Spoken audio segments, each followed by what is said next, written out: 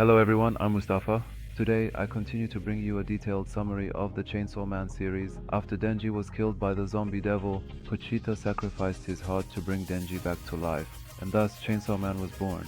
Without further ado, let's begin today's summary. After moving into Aki's house, Denji put various spices on his bread and ate it happily. While he was looking at the spices on the table, Aki's face remained expressionless. Denji started singing loudly while taking a bath, which annoyed Aki. Then Denji fell into a deep sleep in the bathroom, causing Aki to lose his temper as if he was about to explode. But a mission call came to break this routine. A devil was reported at a residential complex in Donglianma. So it was evacuated and cordoned off by security, and Aki and Denji headed to the location as soon as they received the mission. The police officer said that the target was hiding in the room at the end of the second floor corridor. Denji, carrying an axe, doesn't know this so-called devil. Aki asked him, "Have you never gone to school?" Denji replied honestly that he hadn't. Aki looked at him in surprise. And as they entered the building, he explained to him that the so-called devil is a devil that possesses a corpse. Denji understood, then wondered, "If that's the case, am I also a devil?" Aki denied what Denji said, saying that the possessed are easy to distinguish just by looking at them. At the end of the hallway, Aki forcefully kicked the door open, and they found an old man with a pincer-like mouth devouring a chicken. Aki assured Denji that the essence of the possessed is demonic, and ordered him to transform and eliminate it to test his potential for growth. Denji suddenly snapped to attention as the devil screamed and attacked him ferociously. "Don't look, I'll kill you all! I'll kill you, you damn devil hunters!" Denji cut off the devil's head with his axe, then kicked it to the ground. Aki, who was on guard, asked him why he didn't transform into a devil. Denji said that if he transformed into a devil, he would brutally destroy his opponent. Because their builds were similar, he wanted to grant him a quick and painless death. Aki pressed Denji's head against the window with one hand and said coldly, "Listen, those possessed are completely devils. As a devil hunter, never show them mercy. My entire family was killed by devils, and it happened right before my eyes. I drank with police officers who are ready to die to protect their wives and children. Everyone except you is cautious and serious. If it were up to me, I would crush the devils and turn them to ashes. And you, do you still want to be friends with devils?" After hearing that last sentence, Denji seemed distracted, and his face showed signs of coldness and sadness. Then he said, "If there were a devil who wanted to be my friend, I'd be happy about that.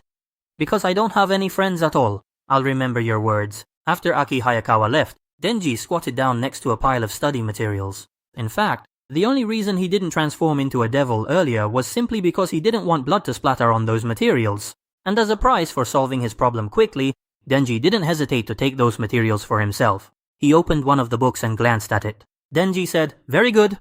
This is comfortable. Denji will achieve his dream in front of me." And suddenly the words Pochita had conveyed to him echoed in his mind. Denji raised the collar of his shirt and asked Pochita in his heart, "Do you think I'm living a good life now?" The promised dream has already come true. But Denji remembered Aki Hayakawa's dream that was never fulfilled. Now Denji bathes daily and eats well beside a beautiful woman. Even though his life has become almost flawless, he still feels that something is missing. Could it be that there is no other goal? Aki Hayakawa's goal must be revenge, and the police's goal is to protect their loved ones. As for Makima, she must have her own goal as well. Makima's image gradually began to take shape in his mind, and in the end, it stopped at her prominent chest. How much I want to touch a woman's chest. And suddenly he realized something. This dream, which was once so out of reach for Denji, now that he has a proper job, seems within his grasp. Although sleeping with a woman might be difficult right now, if his faith is strong, he will definitely be able to touch a chest. Denji decided on his seriousness, his goal, and his determination, all for the sake of a chest. While Denji was mumbling absent-mindedly, Makima let out a questioning sound. When Aki Hayakawa saw Denji in this state, he told him to pay attention. But Denji remained absent-minded. Makima told Denji that she would assign him a partner today. Denji was surprised for a moment, then his thoughts quickly drifted away again. He thought that maybe Makima liked him, but suddenly asking to touch her chest might make her avoid him. Makima did not notice Denji's distraction.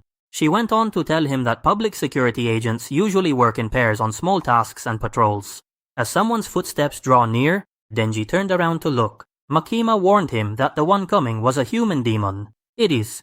Kneel, O human. My name is Power. Are you my partner?" At that moment, a girl with horns and sharp teeth walked forward, moving with complete confidence, unconcerned with anyone, and with perfect elegance. Denji was astonished by his counterpart. He hadn't expected that human devils could become devil hunters. "I hope you'll take care of me from now on. The two of them walked along the patrol route while Denji felt anxious. Power was glancing around with extreme boredom. Suddenly, Power attacked Denji's head without warning and shouted at him saying, "Hey, human, let me get something done quickly, I want to drink blood."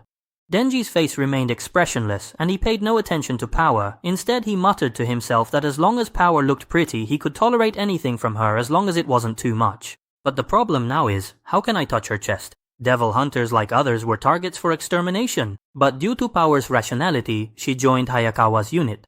And during their patrol, Denji remembered Makima's words, "Devil-human hybrids will attract attention." They avoided crowds. As if to confirm Makima's words, the two of them encountered the police. But fortunately, Makima had also taught Denji a way to solve this problem. If they happened to run into civilian devil hunters or were stopped by police officers, Denji would take out his card and confidently declare that they were from the Public Safety Special Division 4 for devil extermination, and as soon as they showed their badges, the police officers backed away with faces full of disgust. Denji looked at the card in his hand and fell silent, recalling Makima's last words.